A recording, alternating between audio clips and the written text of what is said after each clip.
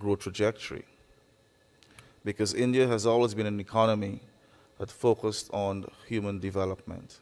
We are deeply grateful and remain so to the government and people of India, led by His Excellency Sri Narendra Modi and indeed our friend Dr. Jaishankar. So India is being considered as a country जो आया उसने सबकी मदद की and everybody is good now. ये चीज़ें India के हवाले से वो कर रहे हैं सारी. इंडिया ने श्रीलंका को नॉर्मल होने में मदद दी है. ये बहुत बड़ी बात है. और उन्होंने इस बात को भी ये कहा कि एक तो इंडिया बड़ा प्लेयर है इंडियन ओशन के अंदर. कि पिछले 10 सालों से भारत का जो प्रोफाइल है वो बिल्कुल ऐसे ऊपर जा रहा है जैसे आपने देखा है ना, इसरो का रॉकेट जाता है. इसरो का रॉकेट ऐसे नहीं जाता, इसरो का रॉकेट ऐसे जाता है. 10 साल पहले भारत 10th लार्जेस्ट इकोनॉमी थी. आज की तारीख में भारत 5th लार्जेस्ट इकोनॉमी है और उसके ऊपर जो 2 देश हैं, जापान और जर्मनी, दोनों रिसेशन में हैं. यूके जो उसके हमारी जो है वो टस से मस क्यों नहीं हो रही, जबकि सारे इल्जामात उनके ऊपर लग रहे हैं कि वो धांधली करते हैं. और वो हालांकि वो ये भी कहते हैं कि हम धांधली नहीं करते, लेकिन एवरीबडी नोज कि उनका एक स्टेक है. पाकिस्तान की आर्मी जो है और डिफेंस फोर्सेज, पाकिस्तान का जो अगर आप देखें भारत से उसकी पॉपुलेशन 1/8 है, उसका साइज 1/7 है, उसकी इकोनॉमी 164 है अभी भारत के मुकाबले में, मगर उसकी जो डिफेंस फोर्सेज वो 80% है. एक छोटा देश, बड़ी आर्मी. रूस, फ्रांस, ब्रिटेन और अमेरिका भारत को यूएनएससी का स्थायी सदस्य बनाए जाने को लेकर. So India is being considered as a country जो आया उसने सबकी मदद की and everybody is good now. ये चीज़ें इंडिया के हवाले से वो.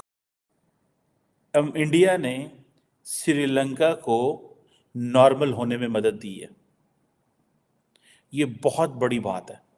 और उन्होंने इस बात को भी ये कहा कि एक तो इंडिया बड़ा प्लेयर है इंडियन ओशन के अंदर. इंडिया के साथ वो कहते हैं कि हम एक वो United state institute of peace USIP में एक टॉक थी, वहाँ पे वो खिताब कर रहे थे जहाँ पे और भी लोग जो थे वो मौजूद थे. उन्होंने कहा कि हम इंडिया के साथ मिलके अफ्रीका के साथ रिलेशनशिप को डेवलप करेंगे, बिकॉज इंडिया हिस्टोरिकली एक बड़ा प्लेयर है इंडियन ओशन के अंदर. और वो कहते हैं कि हमने जो अफ्रीका के साथ जो अप्रोच अडॉप्ट करनी है वो थ्रू इंडिया करेंगे. उसकी वजह यह है कि India has already invested so much in Africa. So वो ये समझते हैं, एक तरफ तो हमने श्रीलंका में देखें इंडिया का रोल क्या है. वो कहते हैं श्रीलंका में इंडिया का रोल बड़ा इंपॉर्टेंट है कि जो भी नॉर्मलाइजेशन हुई है श्रीलंका के अंदर, ये जो मैसिव लोन्स जो थे जो वो इंडिया ने रोल प्ले किया. आज हमें had we been connected with all these regional parts, regional players, तो हमारे हालात भी बेहतर होते हैं. लेकिन क्योंकि आप सारी बात है पाकिस्तान में एक पर्सपेक्टिव है बड़ा क्लियर है, और वो पर्सपेक्टिव है भाई ये जो इंडिया है ये हमें डोमिनेट करना चाहता है और हम इसकी डोमिनेंस को मानते नहीं हैं. मतलब दैट्स ए रियलिटी. पाकिस्तान कह रहा है कि we will be the equal player. India कहता है नहीं, आप इक्वल प्लेयर नहीं है. You have to act like Sri Lanka, you have to act like Bangladesh, you have to act like Bhutan, and you are not a stable power, you are not financially okay. So वो इन चीज़ों को कर रहे हैं. ठीक है ना जी.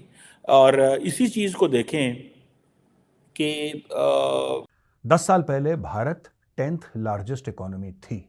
आज की तारीख में भारत 5th लार्जेस्ट इकोनॉमी है और उसके ऊपर जो 2 देश हैं, जापान और जर्मनी, दोनों रिसेशन में हैं. यूके जो उसके नीचे है, यूके को पछाड़ा था ना हमने 5th आने के लिए, यूके भी रिसेशन में आ गया है.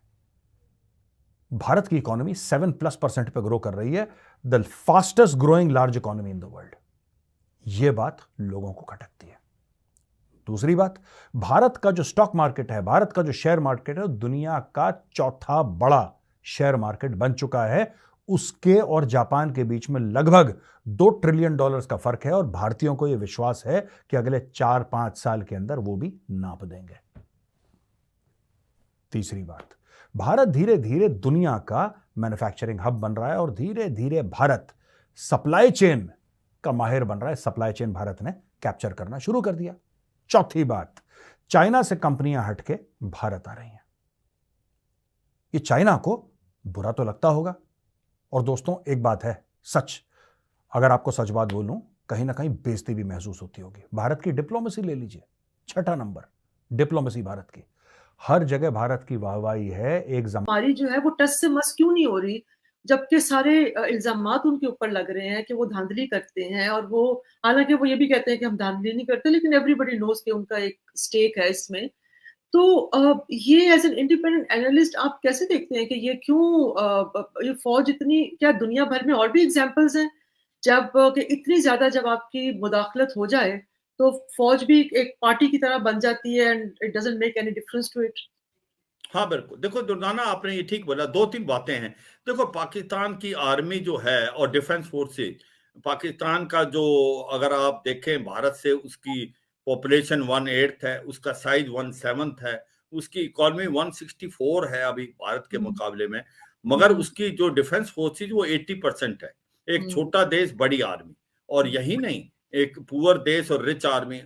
सच्चाई है कि आज की तारीख में जो असली पावर है वो इस्लामाबाद में नहीं, वो रावलपिंडी से होती है, ये सबको पता है यही। और दूसरा सबसे दुख की बात ये हुई जो पाकिस्तान में जो इकोनॉमी के अंदर पाकिस्तान की आर्मी इन्वॉल्व है, क्योंकि जो फौजी फाउंडेशन है वो $68 बिलियन का एक प्रकार से बजट है, जो आपकी सीमेंट से लेके कोलगेट और रियल स्टेट से लेके बैंक उसके अंदर काम है, पैरेलल इकोनॉमी चलाती, टैक्सेस नहीं देती। तो ये भी एक विडंबना है पाकिस्तान की। स्थायी सदस्य नहीं बन पा रहा है, ये एकमात्र परेशानी नहीं है। परेशानी ये भी है कि संयुक्त राष्ट्र सुरक्षा परिषद में केवल 5 देशों के पास ताकत होने के कारण दुनिया भर के तमाम मुद्दों पर इन 5 देशों का वर्चस्व बना रहता है। चाहे रूस यूक्रेन का युद्ध हो या फिर इजराइल हमास के बीच में छिड़ी जंग, कोई ना कोई वीटो करके किसी न किसी विषय को रोकने की बजाय बढ़ावा देने में लगे रहते हैं। अब भारत ने इन सब मामलों को देखते हुए अपनी तरफ से स्पष्ट संदेश दे दिया, क्योंकि 1 साल पहले जो है वो तो श्रीलंका बड़ी मुश्किल में था। सो वहाँ पे फूड की कीमतें बहुत ज़्यादा थी, तेल की कीमतें, डीजल, पेट्रोल, हर चीज़ बड़ी मुश्किल थी। लेकिन वो कहते हैं कि इंडिया का रोल और फ्रांस का रोल बड़ा इंपॉर्टेंट था, क्योंकि इंडिया ने कंसेशनल लोन्स दिए। ये एक चीज़ देखें, जिन चीज़ों को अमेरिकन्स वहाँ से बैठ के नहीं समझ पा रहे थे, Indians were already doing work in Bangladesh, in Maldives, in area में, बिकॉज उनको पता था कि ये सारे का सारा खित्ता हमने at the end of the day अपने इन्फ्लुएंस में लेके आना है। सो इंडिया का जो इन्फ्लुएंस है इस खित्ते में, उसको अमेरिकन्स अपने पर्पस के लिए इस्तेमाल करेंगे। So what ever India has achieved a political capital in all these and diplomatic capital इस जगहों में, तो वो कहते हैं कि जी इंडिया क्योंकि हिस्टोरिकली बड़ा प्लेयर है इंडियन ओशन के अंदर और हमारे इंडिया के साथ इंटरेस्ट है। So basically in other words they are outsourcing अपनी जो पावर है उसका, वो कहते हैं जी ठीक है ये हमारा मेन स्टेक होल्डर है।